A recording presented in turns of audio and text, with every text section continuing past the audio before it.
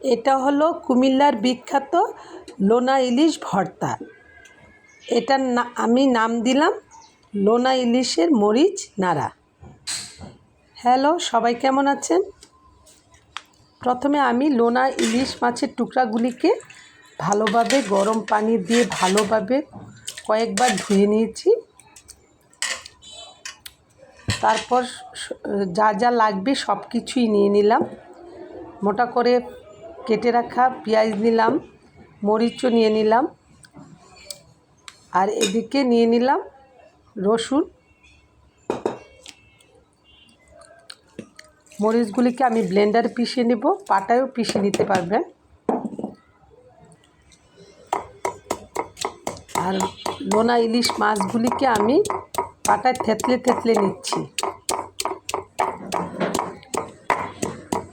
এই ভর্তা দিয়ে ভাত খেলে ঝালে হুহা করবেন, আবার ভাত খাওয়া বন্ধ করতে পারবেন না, এতটাই মজার। সবগুলি মাছ থেতলে আমি একটা প্যানে তেল অল্প গরম করে নিয়েছি। থেতলানো ইলিশ শুটকিটা আমি দিয়ে দিলাম। লোনা ইলিশটা একটু ভেজে নিচ্ছি। আর এদিকে মোটা করে কেটে রাখা পেঁয়াজ ফালিও দিয়ে দিলাম। এরকমভাবে মোটা মোটা করে কাটতে হবে। তারপর ব্লেন্ড করে রাখা আমি মরিচ দিয়ে দিলাম।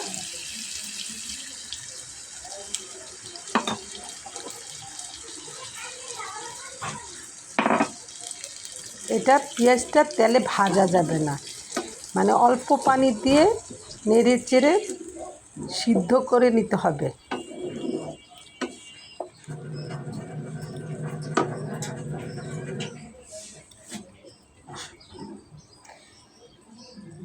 সবশেষে আমি রসুনও দিয়ে দিলাম। এখন আর কোনো কাজ নেই, এখন নেড়ে চেড়ে ভাজা ভাজা করে নিতে হবে। ভাজাটা হবে সিদ্ধ সিদ্ধ, যত ভাজা যাবে ততই মজা লাগবে। আর লবণটা আমি একটু পরেই দিয়েছিলাম, যেহেতু লোনা মাছটার মধ্যে প্রচুর লবণ থাকে। বারে বারে নেড়ে চেড়ে দিচ্ছি। ননস্টিকি প্যান হলে বেশি ভালো হয়।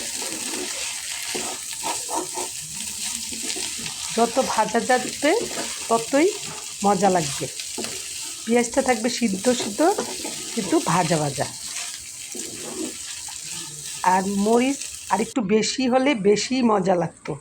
যেহেতু সবাই খাবে, সবার কথা মাথায় রেখে আমি মরিচটা একটু কমিয়ে দিয়েছি। তখন পেঁয়াজটা মাখা মাখা হয়, তখন খুবই মজা লাগে। আর যারা খেয়েছেন কেমন হলো বলবেন। ভালো থাকবেন সবাই। আল্লাহ হাফেজ।